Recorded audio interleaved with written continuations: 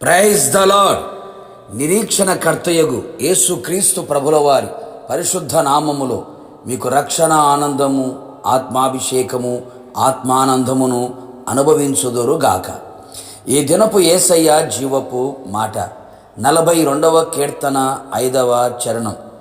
దేవుని యందు నిరీక్షణ ఉంచుము. విశ్వాసమునకు కర్తయు దాన్ని కొనసాగించువాడైన యేసు క్రీస్తు వైపు చూచుచు ఎదుట ఉంచబడిన పరుగు పందెములో ఓపికతో పరిగెత్తుచున్న విశ్వాస వీరులారా, నిరీక్షణ జనులారా, మనము ప్రేమించి ఆరాధించి సేవించే యేసునాథుడు నిరీక్షణ కర్తయ్య ఉన్నాడు. మన నిరీక్షణకు ఆధారమై ఉన్నవాడు ఆయనే. ఈ ఆత్మీయ యాత్రలో సిలువను మోయిచు ఆయనను మనము వెంబడించుచు ఆయన ఉన్న స్థలములో మనము ఉండుటకు మనమందరము నిరీక్షణ గలవారమై ఉండవలెను.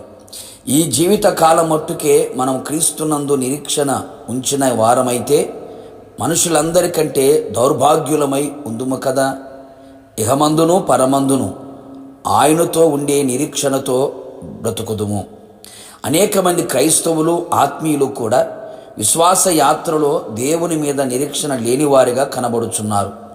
అందువలనే భక్తిలో ఎదగలేకపోవచ్చున్నారు.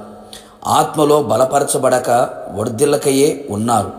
సంపూర్ణ భక్తి చేయలేకపోవచ్చు. సాధారణముగా భక్తిలో కొనసాగుచు ఉన్నారు. భక్తుడు సెలవిచ్చి ఉన్నాడు, నా ప్రాణమా నాలో ఎలా కృంగి ఉన్నావు, నా ప్రాణమా నాలో నీవేలా తొందరపడుచున్నావు, దేవుని యందు నిరీక్షణ ఉంచుము అని చెప్పుచున్నాడు.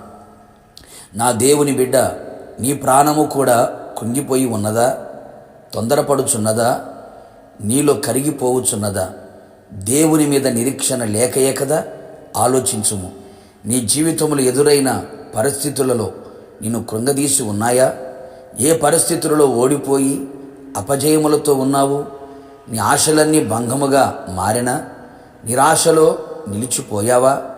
దారులన్నీ మూయబడి గమ్యమేటో కాడరాని స్థితిలో చీకటిలో దారి కానరాక ఉన్నావా? శత్రువులు నిన్ను అపహసిస్తూ నిందిస్తూ గేలి చేసి నీ దేవుడు నీకు ఏమి చేసెను అని మాటలతో నీతో యుద్ధము చేసి నిన్ను గాయపరిచి సిగ్గుతో తలదించుకునేటట్లు చేశారా?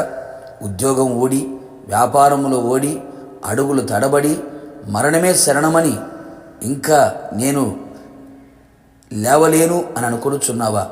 ఓ నా ప్రియ నేస్తమా, నా యేసయ్య నీ కొరకు ప్రాణం పెట్టిన దేవుడు, నిరీక్షణ కర్తైన వాడు. ఆయన యొద్దకు రమ్ము, ఆయన పాదాల చెంత వేడుకొనుము. నీ కన్నీళ్లతో ఆయన పాదాలను తడుపుము. పరిశుద్ధాత్మ శక్తి పొంది విస్తారమైన నిరీక్షణ పొందుము. బంధకములలో పడి ఉండియు నిరీక్షణ గలవారలారా, మరల మీ కోటలో ప్రవేశించుడి. ఆయన మీకు రెండింతలుగా మేలు చెయ్యును.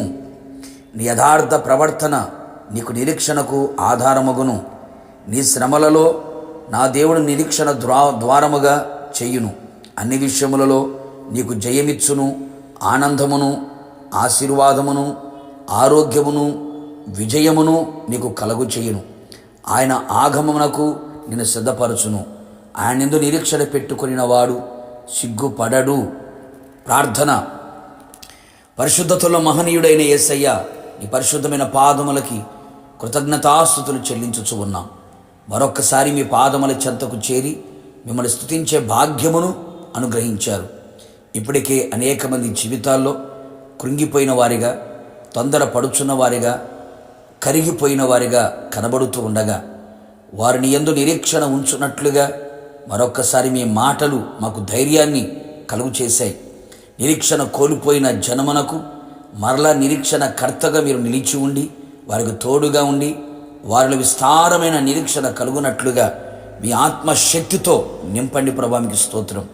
బంధకముల పడి ఉండి నిరీక్షణ కలిగిన వారలారా, మరల మీ కోటలో ప్రవేశించుడి, మీకు రెండింతల మేలు చేయుదురని వాగ్దానం చేశారు.